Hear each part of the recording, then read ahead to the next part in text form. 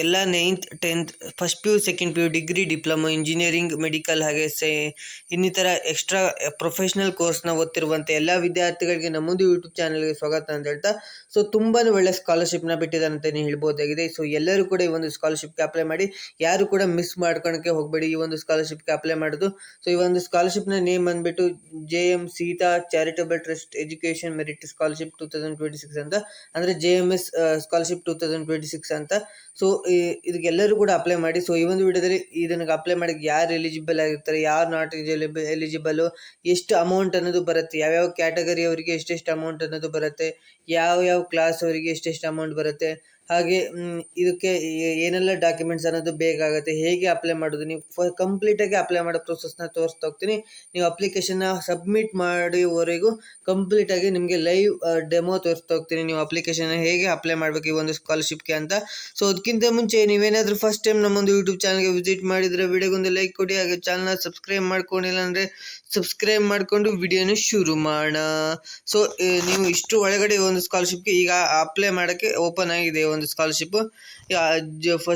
31st July 2026 ಈ ತಿಂಗಳು last ಒಳಗಡೆ ನೀವು ಅಪ್ಲೈ ಮಾಡಬೇಕಾಗತ್ತೆ ಈ ಒಂದು ಸ್ಕಾಲರ್ಶಿಪ್ಗೆ. ಇನ್ನೊಂದು ಸ್ವಲ್ಪ ಟೈಮ್ ಅಂದರೆ ಒಂದು ವೀಕ್ ಅಥವಾ ಎಕ್ಸ್ಟೆಂಡ್ ಮಾಡ್ಬೋದು ಡೇಟ್ನ. ಎಕ್ಸ್ಟೆಂಡ್ ಮಾಡ್ತಾರಂತ ನೀವು ವೆಯ್ಟ್ ಮಾಡ್ತಾ ಕೂರಬೇಡಿ, ಆದಷ್ಟು ಬೇಗ ಅಪ್ಲೈ ಮಾಡಿ. ಎಷ್ಟು ಅಮೌಂಟ್ ಬರುತ್ತೆ ಅಂತ ಎಲ್ಲ ನೋಡ್ತಾ ಹೋಗೋಣ. JMS ಟ್ರಸ್ಟ್ ಸ್ಕಾಲರ್ಶಿಪ್ 2026-27 ಅಂತ ಈ ಸ್ಕಾಲರ್ಶಿಪ್ ನೇಮ್ ಬಂದ್ಬಿಟ್ಟು. ಎಲ್ಲ ವಿದ್ಯಾರ್ಥಿಗಳು ತಪ್ಪದೆ ಅಪ್ಲೈ ಮಾಡಿ. 9th ಇಂದ ಎಲ್ಲರೂ ಅಪ್ಲೈ ಮಾಡ್ಬೋದಾಗುತ್ತೆ. 9th 10th first P U second P U degree ಎಲ್ಲ ವಿದ್ಯಾರ್ಥಿಗಳು ಅಪ್ಲೈ ಮಾಡ್ಬೋದಾಗಿರುತ್ತೆ. ಈ ಒಂದು ಸ್ಕಾಲರ್ಶಿಪ್ಗೆ ಅಷ್ಟು ಅಮೌಂಟ್ ಎಷ್ಟು ಬರುತ್ತೆ ವಿದ್ಯಾರ್ಥಿಗಳಿಗೆ ಅಂತ ನೋಡ್ತಗೊಳ್ಳೋದು. ಕೆಟಗರಿ ಎ ಅಂತ ಇರುತ್ತೆ, ಅಂದರೆ ಸೆಲೆಕ್ಟ್ ಮಾಡೋಕ್ಕಿರುತ್ತೆ ನೀವು ಸ್ಕಾಲರ್ಶಿಪ್ನ ಅಪ್ಲೈ ಮಾಡೋತ್ತಿಗೆ. ಅದನ್ನ ಅಲ್ಲಿ ಅಪ್ಲೈ ಮಾಡೋತ್ತಿಗೆ ನಿಮ್ಗೆ ತೋರಿಸ್ತೀನಿ. ಕೆಟಗರಿ ಎ ಅಂದರೆ 9ನೇ ತರಗತಿಯಿಂದ 10ನೇ ತರಗತಿ ವಿದ್ಯಾರ್ಥಿಗಳು, ಅವರಿಗೆ ಪ್ರತಿ ತಿಂಗಳು 400 ರೂಪಾಯಿ ಬರುತ್ತೆ, ಅಂದರೆ 400 ರುಪೀಸ್ ಬರುತ್ತೆ. 24 ತಿಂಗಳು ಅಂದರೆ 2 ವರ್ಷ ನಿಮಗೆ ಬರೋದ್ರಿಂದ 9th ಮತ್ತು 10th 2 ವರ್ಷ ಬರೋದ್ರಿಂದ ನಿಮಗೆ ಈ ಒಂದು ಸ್ಕಾಲರ್ಶಿಪ್ ನಿಮಗೆ 9,600 ರೂಪಾಯಿ ಟೋಟಲ್ ಆಗಿ ನಿಮಗೆ ಅಮೌಂಟ್ ಅನ್ನೋದು ಬರುತ್ತೆ ಅಂತಲೇ ಹೇಳ್ಬೋದಾಗಿದೆ. ಈ ಒಂದು ಸ್ಕಾಲರ್ಶಿಪ್ಗೆ 9th ಮತ್ತು 10th ವಿದ್ಯಾರ್ಥಿಗಳು ಅಪ್ಲೈ ಮಾಡಿದ್ರೆ ಇಷ್ಟು ಅಮೌಂಟ್ ಅನ್ನೋದು ಬರುತ್ತೆ. ಇನ್ನು ಕೆಟಗರಿ ಬಿ ಮತ್ತು 11ನೇ ತರಗತಿ ಮತ್ತು 12ನೇ ತರಗತಿ ವಿದ್ಯಾರ್ಥಿಗಳಿಗೆ ಪ್ರತಿ ತಿಂಗಳು 500 ರೂಪಾಯಿ ಬರುತ್ತೆ, 500 ರುಪೀಸು. 24 ತಿಂಗಳಿಗೆ ಅಂದರೆ 2 ವರ್ಷಕ್ಕೆ ನಿಮಗೆ 12,000 ಅಮೌಂಟ್ ಅನ್ನೋದು ಬರುತ್ತೆ ಅಂತಲೇ ಹೇಳ್ಬೋದು. ಪ್ರಿವಿಯಸ್ ಇಯರ್ ಅಪ್ಲೈ ಮಾಡಿದಂಥ ಆಲ್ಮೋಸ್ಟ್ ಎಲ್ಲ ವಿದ್ಯಾರ್ಥಿಗಳು ಅಮೌಂಟ್ ಅನ್ನೋದು ಜಮಾ ಆಗಿದೆ. ಅದಕ್ಕೋಸ್ಕರ ಯಾರು ಮಿಸ್ ಮಾಡ್ಕೊಳಕ್ಕೆ ಹೋಗ್ಬಿಡಿ, ಎಲ್ಲರೂ ಅಪ್ಲೈ ಮಾಡಿ. ಹಾಗೆ ನಿಮ್ಮ ಫ್ರೆಂಡ್ಸ್ ಫ್ಯಾಮಿಲಿ ಯಾರ್ಯಾರು ಇದ್ದಾರೋ ಎಲ್ಲರಿಗೂ ಶೇರ್ ಮಾಡಿ, ಅವರಿಗೂ ಕೂಡ ಹೆಲ್ಪ್ ಆಗಲಿ. ಇನ್ನು ಕೆಟಗರಿ ಸಿ ಅಂದರೆ ಪದವಿ ಗ್ರಾಜುಯೇಷನ್ ಓದ್ತಿರ್ತಾರಲ್ಲ, ಅಂದರೆ ಡಿಗ್ರಿ ಅಥವಾ BCom BA BSc BCA ಅವನ್ನೆಲ್ಲ ಓದ್ತಿರ್ತಾರೆ, ಅವರಿಗೆ ಪ್ರತಿ ತಿಂಗಳು 600 ರುಪೀಸ್ ಬರುತ್ತೆ. 3 ವರ್ಷ ಇರುತ್ತಲ್ಲ ನಿಮ್ಮ ಡಿಗ್ರಿ ಬಂದುಬಿಟ್ಟು, 3 ವರ್ಷಕ್ಕೆ ನಿಮಗೆ 14,000ದಿಂದ 21,000ವರೆಗೂ ಅಮೌಂಟ್ ಅನ್ನೋದು ಬರುತ್ತೆ ಅಂತಲೇ ಹೇಳ್ಬೋದಾಗಿದೆ. 100% ನಿಮ್ಮ ಬ್ಯಾಂಕಿಗೆ ಟ್ರಾನ್ಸ್ಫರ್ ಆಗುತ್ತೆ. ಏನೋ ಟೆನ್ಷನ್ ಮಾಡ್ಕೊಳಕ್ಕೆ ಹೋಗ್ಬೇಡಿ, ಇದು ಜೆನ್ಯೂನ್ ಸ್ಕಾಲರ್ಶಿಪ್ ಆಗಿರೋದ್ರಿಂದ 100% ಬರುತ್ತೆ. ಇನ್ನು ಕೆಟಗರಿ ಡಿ ಪೋಸ್ಟ್ ಗ್ರಾಜುಯೇಷನ್ಗೆ ಸ್ಟೂಡೆಂಟ್ಸ್ಗೆ ಪ್ರತಿ ತಿಂಗಳು 700 ರೂಪಾಯಿ ಬರುತ್ತೆ. 2 ವರ್ಷ ಅಥವಾ 3 ವರ್ಷ ಇರುತ್ತೆ. ಆಲ್ಮೋಸ್ಟ್ ಪೋಸ್ಟ್ ಗ್ರಾಜುಯೇಷನ್ ಎಲ್ಲ 2 ವರ್ಷ ಇರುತ್ತೆ. 25,000ವರೆಗೂ ನಿಮಗೆ ಅಮೌಂಟ್ ಅನ್ನೋದು ಬರುತ್ತೆ ಅಂತಲೇ ಹೇಳ್ಬೋದಾಗಿದೆ. ಅಂದರೆ MBA MCA MSc ಅಂಥವ್ರು ಓದ್ತಾರಲ್ಲ, ಅವರಿಗೆ ಇಷ್ಟು ಅಮೌಂಟ್ ಅನ್ನೋದು ಬರುತ್ತೆ. ಇನ್ನೇನಾದರೂ ನೀವು ಪ್ರೊಫೆಷ್ನಲ್ ಆಗಿ ಏನಾದರೂ ಕೋರ್ಸ್ ತೊಗೊಂಡಿದ್ರೆ ಅವರು ಕೂಡ ಅಪ್ಲೈ ಮಾಡ್ಬೋದಾಗಿರುತ್ತೆ. ಈ ಒಂದು ಸ್ಕಾಲರ್ಶಿಪ್ಗೆ ಅವರಿಗೆ ಪ್ರತಿ ತಿಂಗಳು 1,000ವರೆಗೂ ಅಂದರೆ 1,000 ರೂಪಾಯಿವರೆಗೂ ನಿಮಗೆ ಅಮೌಂಟ್ ಅನ್ನೋದು ಜಮಾ ಆಗುತ್ತೆ. ನೀವು ಎಷ್ಟು ವರ್ಷ ತೊಗೊಂಡಿರ್ತಾರೋ ಕೋರ್ಸ್ನ ಪ್ರೊಫೆಷ್ನಲ್ ಕೋರ್ಸು ಅಷ್ಟು ಅಮೌಂಟ್ ನಿಮಗೆ 36,000ವರೆಗೂ ಅಮೌಂಟ್ ಅನ್ನೋದು ಜಮಾ ಆಗುತ್ತೆ. ನಿಮಗೆ 9,000ದಿಂದ ಸ್ಕಾಲರ್ಶಿಪ್ ಅಮೌಂಟ್ ಅನ್ನೋದು ಸ್ಟಾರ್ಟ್ ಆಗಿಬಿಟ್ಟು 36,000ವರೆಗೂ ನಿಮಗೆ ಅಮೌಂಟ್ ಅನ್ನೋದು ಜಮಾ ಆಗುತ್ತೆ ಅಂತಲೇ ಹೇಳ್ಬೋದು. ಅಮೌಂಟ್ ಅನ್ನೋದು ಬ್ಯಾಂಕಿಗೆ ಡೈರೆಕ್ಟಾಗಿ ಬರುತ್ತೆ. ಇದಕ್ಕೆ ಅರ್ಹತೆ ಎಲಿಜಿಬಿಲಿಟಿ ಏನೇನು ಇರಬೇಕಂದ್ರೆ ತುಂಬ ಭಾರತೀಯರಾಗಿರ್ಬೇಕಾಗುತ್ತೆ. ಭಾರತೀಯ ವಿದ್ಯಾರ್ಥಿ ಆಗಿರ್ಬೇಕಾಗುತ್ತೆ, ಅಂದರೆ ಕರ್ನಾಟಕದಲ್ಲಿ ಇರಬೇಕು ಅಥವಾ ಭಾರತದಲ್ಲಿದ್ದರೂ ಆಗುತ್ತೆ. 2026 ಅರ್ಹತಾ ಪರೀಕ್ಷೆ ಅಂದರೆ ಪರೀಕ್ಷೆಯಲ್ಲಿ ಪಾಸ್ ಆಗಿರಬೇಕಾಗುತ್ತೆ. ಎಲ್ಲ ಎಕ್ಸಾಮಲ್ಲೂ ಪಾಸ್ ಆಗಿರಬೇಕು. ಫೇಲ್ ಆದಂಥ ವಿದ್ಯಾರ್ಥಿಗಳು ಅಪ್ಲೈ ಮಾಡೋಕ್ಕಾಗಲ್ಲ. ಮತ್ತು ನೀವು ಫುಲ್ ಟೈಮ್ ಓದ್ತಿರ್ಬೇಕಾಗುತ್ತೆ, ಅಂದರೆ ಆನ್ಲೈನಲ್ಲಿ ಓದ್ತಿದ್ರೆ ಆಗಲ್ಲ ಅಪ್ಲೈ ಮಾಡೋಕ್ಕೆ. ನೀವು ಫುಲ್ ಟೈಮ್ ಓದ್ತಿರ್ಬೇಕು, ಕಾಲೇಜಲ್ಲಿ ಓದ್ತಿರ್ಬೇಕು ಅಥವಾ ಸ್ಕೂಲ್ ಅಥವಾ ಹೈಸ್ಕೂಲಲ್ಲಿ ಓದ್ತಿದ್ರು ಆಗುತ್ತೆ. ಸೊ 8ನೇ ತರಗತಿಯಲ್ಲಿ ನೀವು 9ನೇ ತರಗತಿ ವಿದ್ಯಾರ್ಥಿಗಳು ಅಪ್ಲೈ ಮಾಡೋಕ್ಕೆ 8ನೇ ತರಗತಿಯಲ್ಲಿ ನೀವು 75% ಮೇಲೆ ನೀವು ಮಾರ್ಕ್ಸ್ನ ತೆಗೆದಿರಬೇಕಾಗುತ್ತೆ. 75% ಮೇಲೆ ನೀವು ಮಾರ್ಕ್ಸ್ನ ತೆಗೆದ್ರೆ ಈ ಒಂದು ಸ್ಕಾಲರ್ಶಿಪ್ಗೆ ಅಪ್ಲೈ ಮಾಡ್ಬೋದಾಗುತ್ತೆ. ಸೊ 9ನೇ ತರಗತಿ ವಿದ್ಯಾರ್ಥಿಗಳು 8ನೇ ತರಗತಿಯಲ್ಲಿ ನೀವು 75% ತೆಗೆದ್ರೆ 9ನೇ ತರಗತಿಯಲ್ಲಿ ನೀವು ಅಪ್ಲೈ ಮಾಡೋಕ್ಕಾಗುತ್ತೆ. ಇನ್ನು 10ನೇ ತರಗತಿಯಲ್ಲಿ ನೀವು 75 ಮಾರ್ಕ್ಸ್ನ ತೆಗೆದ್ರೆ ನೀವು 11ನೇ ತರಗತಿಯಲ್ಲಿ ಅಪ್ಲೈ ಮಾಡೋಕ್ಕಾಗುತ್ತೆ. ಸೊ ಈ ಥರ ನೀವು ಸ್ಕಾಲರ್ಶಿಪ್ನ ಅಪ್ಲೈ ಮಾಡ್ಬೋದು. ಇನ್ನು 12ನೇ ತರಗತಿಯಲ್ಲಿ ಸೈನ್ಸ್ ಅಥವಾ ಕಾಮರ್ಸ್, ಆರ್ಟ್ಸು ಏನಾದರೂ ನೀವು 75-65 ಹಾಕಿ ತೆಗೆದ್ರೆ ಸೊ ನೀವು ಗ್ರ್ಯಾಜುಯೇಷನಲ್ಲಿ ಅಪ್ಲೈ ಮಾಡ್ಬೋದಾಗುತ್ತೆ. ನೀವು ಈ ಥರ ಮಾರ್ಕ್ಸ್ ತೆಗೆದಿದ್ರೆ ನೀವು ಫಸ್ಟ್ ಪಿ ಯು ಅಲ್ಲಿ ಅಷ್ಟೇ ತೆಗೆದಿದ್ರೆ ನೀವು ಸೆಕೆಂಡ್ ಪಿ ಯು ಅಲ್ಲಿ ಅಪ್ಲೈ ಮಾಡ್ಬೋದಾಗಿರುತ್ತೆ. ಸೊ ಈ ಥರ ಅಪ್ಲೈ ಮಾಡ್ಬೋದು. ಎಲ್ಲ ವಿದ್ಯಾರ್ಥಿಗಳು ಅಪ್ಲೈ ಮಾಡ್ಬೋದು. ಯಾರಿಗೆ 75-65 ಅಬೋ ಇದೆಯೋ ಸೊ ಇವರೆಲ್ಲ ಅಪ್ಲೈ ಮಾಡ್ಬೋದು. ಇನ್ನು ಗ್ರ್ಯಾಜುಯೇಷನರಿಗೆ ಕಡಿಮೆ ಇದ್ರೂ ಆಗುತ್ತೆ. 60% 50% ಇದ್ದರೂ ಸೊ ನೀವು ಅಪ್ಲೈ ಮಾಡ್ಬೋದಾಗುತ್ತೆ. First year degree, second year semester wise ಬರುತ್ತಲ್ಲ ಸೊ ಅವರು ಕೂಡ ಅಪ್ಲೈ ಮಾಡ್ಬೋದು. ಏನು ಟೆನ್ಷನ್ ಮಾಡ್ಕೊಳಕ್ಕೆ ಹೋಗ್ಬಿಡಿ. ಸೊ ಎಲ್ಲರೂ ಕೂಡ ಅಪ್ಲೈ ಮಾಡ್ಬೋದಾಗಿರುತ್ತೆ. ಸೊ ಈ ಒಂದು ಸ್ಕಾಲರ್ಶಿಪ್ಗೆ ಸೊ ಯಾರು ಮಿಸ್ ಮಾಡ್ಕೊಳಕ್ಕೆ ಹೋಗ್ಬೇಡಿ. ಯಾರಿಗೆ 75-60 ಅಬೋ ಪರ್ಸೆಂಟೇಜ್ ಇದೆಯೋ ಸೊ ಎಲ್ಲರೂ ಕೂಡ ಅಪ್ಲೈ ಮಾಡಿ. ಸೊ 100% ಜೆನ್ಯೂನ್ ಸ್ಕಾಲರ್ಶಿಪ್ ಆಗಿರೋದ್ರಿಂದ ಬರುವ ಚಾನ್ಸಸ್ ಜಾಸ್ತಿ ಇರುತ್ತೆ. ಏನೆಲ್ಲ ಡಾಕ್ಯುಮೆಂಟ್ಸ್ ಬೇಕಂದರೆ ಪಾಸ್ಪೋರ್ಟ್ ಸೈಜ್ ಫೋಟೋ ಒಂದು ಬೇಕಾಗುತ್ತೆ. ಹಿಂದಿನ ವರ್ಷದ ಅಂಕಪಟ್ಟಿ, ಅಂದರೆ ನೀವೇನಾದರೂ 9ನೇ ಅಪ್ಲೈ ಮಾಡ್ತಿದ್ರೆ 8ನ ಅಂಕಪಟ್ಟಿ. ಸೊ ನೀವೇನಾದರೂ ಡಿಗ್ರಿ ಅಪ್ಲೈ ಮಾಡ್ತಿದ್ರೆ UCMS ಇಂದು ಒಂದು ಸ್ಕ್ರೀನ್ಶಾಟ್ ಅಪ್ಲೈ ಮಾಡಿದ್ರೆ ಸಾಕಾಗುತ್ತೆ. ಸೊ ನಿಮಗೇನು ಮಾರ್ಕ್ಸ್ ಕಾರ್ಡೇ ಬೇಕಂತ ಏನಿಲ್ಲ. ಮಾರ್ಕ್ಸ್ ಕಾರ್ಡ್ ಬಂದಿರಲ್ಲ ಡಿಗ್ರಿ ಅವರಿಗೆ. ಸೊ ಆ ಕಾರಣದಿಂದ ಹೇಳ್ತಿರೋದು. ಸೊ ಪ್ರೀವಿಯಸ್ ಇಯರಿಂದು ಸ್ಕ್ರೀನ್ಶಾಟ್ನ ಅಪ್ಲೈ ಮಾಡಿದ್ರೆ ಸಾಕು UCMS ಇಂದು. ನೆಕ್ಸ್ಟು 10th ಅವ್ರು ಅಪ್ಲೈ ಮಾಡ್ತಿದ್ರೆ ಸೊ 9th ಅಪ್ಲೈ ಮಾಡ್ಬೋದು. ಸೊ ಇನ್ನೇನು ಫಸ್ಟ್ ಪಿ ಯು ಅವ್ರು ಅಪ್ಲೈ ಮಾಡ್ತಿದ್ರೆ ನೀವು ಹಿಂದಿನ ವರ್ಷದ ಮಾರ್ಕ್ಸ್ ಕಾರ್ಡ್ನ ಹಾಕಬೇಕಾಗುತ್ತೆ. ನೆಕ್ಸ್ಟ್ ಜಾತಿ ಆದಾಯ ಪ್ರಮಾಣ ಪತ್ರ ಅಂದರೆ ಇನ್ಕಮ್ ಸರ್ಟಿಫಿಕೇಟ್ ಬೇಕಾಗುತ್ತೆ. ಸೊ ಆಧಾರ್ ಕಾರ್ಡ್ ಬೇಕಾಗುತ್ತೆ.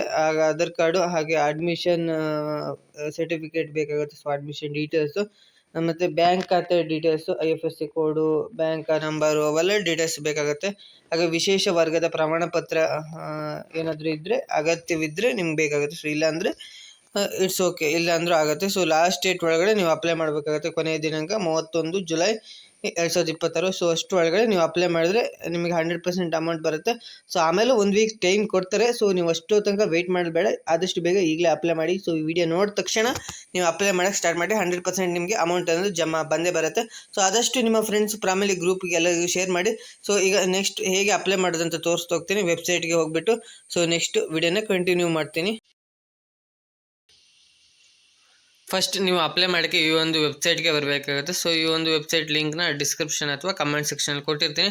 ಆ ಒಂದು ವೆಬ್ಸೈಟ್ ಲಿಂಕ್ನ ಕ್ಲಿಕ್ ಮಾಡಿದ್ರೆ ಸೊ ನೀವು ಈ ಥರ ಬರುತ್ತೆ. JMSTrust.com ಅಂತ ತೋರಿಸ್ತಾ ಇರುತ್ತೆ. ಎನ್ರೋಲ್ಮೆಂಟ್ ಅಂತ ತೋರಿಸ್ತಾ ಇರುತ್ತೆ. JMS ಟ್ರಸ್ಟ್ ಅಂತ ತೋರಿಸ್ತಾ ಇರ್ತಿಲ್ಲಿ. ಸೊ ಈ ಥರ ವೆಬ್ಸೈಟ್ ಇರುತ್ತೆ. ಸೊ ಇಲ್ಲಿ ಸ್ಕಾಲರ್ಶಿಪ್ ಸ್ಕೀಮ್ ಅಪ್ಲಿಕೇಶನ್ ಫಾರ್ಮ್ ಅಂತ ತೋರಿಸ್ತಾ ಇರುತ್ತೆ. ಸೊ ಈ ಥರ ವೆಬ್ಸೈಟ್ ಕಾಣುತ್ತೆ. ಸೊ ಇನ್ಸ್ಟ್ರಕ್ಷನ್ ಎಲ್ಲ ಕೊಟ್ಟಿರ್ತಾರೆ. ಸೊ ನೀವು ಬೇಕಾದ್ರೆ ಓದ್ಕೋಬೋದು. ಸೊ ಅದೇನು ಅಷ್ಟೇನು ಇಲ್ಲಿಂದ ಸ್ಟಾರ್ಟ್ ಆಗುತ್ತೆ. ನೀವು ಅಪ್ಲಿಕೇಶನ್ ಹಾಕೋಕ್ಕೆ ಜನರಲ್ ಇನ್ಫಾರ್ಮೇಷನು ನೀವು ಕ್ಯಾಟಗರಿನ ಹಾಕಬೇಕಾಗತ್ತೆ. ಅಂದರೆ ನೀವು ಎ ಕ್ಯಾಟಗರಿನ ಸೆಲೆಕ್ಟ್ ಮಾಡಿದ್ರೆ ಏನು ಬರುತ್ತೆ ಅಂದರೆ 9th ಮತ್ತು 10th ವಿದ್ಯಾರ್ಥಿಗಳು. ಬಿ ಕ್ಯಾಟಗರಿನ ಸೆಲೆಕ್ಟ್ ಮಾಡಿದ್ರೆ ಏನು ಬರುತ್ತೆ ಅಂದರೆ ಬಿ ಕ್ಯಾಟಗರಿಯವರಿಗೆ first P U second P U ಬರುತ್ತೆ. ಇನ್ನು ಸಿ ಕ್ಯಾಟಗರಿಯವರಿಗೆ ಗ್ರ್ಯಾಜುಯೇಷನ್ ಬರುತ್ತೆ. ಇನ್ನು ಡಿ ಕ್ಯಾಟಗರಿಯವರಿಗೆ ಏನಾದರೂ ಪೋಸ್ಟ್ ಗ್ರ್ಯಾಜುಯೇಷನ್ ಬರುತ್ತೆ. ಪಿ ಕ್ಯಾಟಗರಿಯವರಿಗೆ ಪ್ರೊಫೆಷ್ನಲ್ ಕೋರ್ಸು. ಓ ಕ್ಯಾಟಗರಿಯವರಿಗೆ ಅದರ್. ಸೊ ಈ ಥರ ನೀವು ಈ 9th 10th ಓದ್ತಿದ್ರೆ ಎನ ಸೆಲೆಕ್ಟ್ ಮಾಡಿ. ನೀವು first P U second P ಯುಗೆ ಟೈಮಲ್ಲಿ ಅಪ್ಲೈ ಮಾಡ್ತಿದ್ರೆ ಬಿನ ಸೆಲೆಕ್ಟ್ ಮಾಡಿ. ಗ್ರ್ಯಾಜುಯೇಷನ್ಗೆ ಅಪ್ಲೈ ಮಾಡ್ತಿದ್ರೆ ಅಂದರೆ ಡಿಗ್ರಿ BCA BCom ಯಾವಾಗ ಅಪ್ಲೈ ಮಾಡ್ತಿದ್ರೆ ಸಿನ ಸೆಲೆಕ್ಟ್ ಮಾಡಿ. ಪೋಸ್ಟ್ ಗ್ರ್ಯಾಜುಯೇಷನ್ ಅಪ್ಲೈ ಮಾಡ್ತಿದ್ರೆ ಡಿನ ಅಪ್ಲೈ ಮಾಡಿ. ಏನಾದರೂ ಪ್ರೊಫೆಷ್ನಲ್ ಕೋರ್ಸ್ನ ಮಾಡ್ತಿದ್ರೆ ಪಿನ ಅಪ್ಲೈ ಮಾಡಿ. ಅದರ್ ಇವು ಯಾವ ಮಾಡ್ತಿಲ್ಲ ಅಂದರೆ ಓನ ಸೆಲೆಕ್ಟ್ ಮಾಡಿಕೊಂಡು ನೀವು ಅಪ್ಲೈ ಮಾಡ್ಬೋದಾಗಿರುತ್ತೆ. ಸೊ ಆಮೇಲೆ ನಿಮ್ಮ ನೇಮ್ನ ಹಾಕಬೇಕಾಗುತ್ತೆ. ಫುಲ್ ನೇಮ್ನ ಹಾಕಬೇಕಾಗುತ್ತೆ. ನಿಮ್ಮ ನೇಮ್ ಇನಿಷಿಯಲ್ಲು ಮತ್ತು ನೇಮ್ ಎರಡನ್ನೂ ಹಾಕಬೇಕಾಗುತ್ತೆ ಕರೆಕ್ಟಾಗಿ. ನೆಕ್ಸ್ಟ್ ಪಾಸ್ಪೋರ್ಟ್ ಸೈಜ್ ಫೋಟೋ ಒಂದು ಹಾಕಬೇಕಾಗುತ್ತೆ. ಇಲ್ಲಿ ನಿಮ್ಮ ಒಂದು ಫೋಟೋನ ಅಪ್ಲೋಡ್ ಮಾಡಬೇಕಾಗುತ್ತೆ. 1 MB ಕೆಳಗಡೆ ಇರಬೇಕು. ಸೈಜ್ನ ಇಲ್ಲಿ ಮೆನ್ಷನ್ ಮಾಡಿದರೆ 1 MB ಕೆಳಗಡೆ ಇರಬೇಕು. ನಿಮ್ಮ ಒಂದು ಪಾಸ್ಪೋರ್ಟ್ ಸೈಜ್ನ ಫೋಟೋನ ಇಲ್ಲಿ ಡ್ರ್ಯಾಗ್ ಆ್ಯಂಡ್ ಫೈಲ್ ಅಂತ ಇದೆಯಲ್ಲ, ಸೊ ಇದನ್ನ ಕ್ಲಿಕ್ ಮಾಡಿದ ತಕ್ಷಣ ನಿಮ್ಮ ಮೊಬೈಲ್ನಲ್ಲಿರುವಂಥ ಫೋಟೋನ ಸೆಲೆಕ್ಟ್ ಮಾಡಿಬಿಟ್ಟು ನೀವು ಅಪ್ಲೋಡ್ ಮಾಡ್ಬೋದಾಗಿರುತ್ತೆ.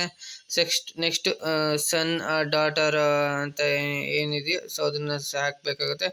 ಸನ್ ಆರ್ ಡಾಟರ್ ಏನು ಅಂತ ನೀವು ಹಾಕಬೇಕಾಗುತ್ತೆ.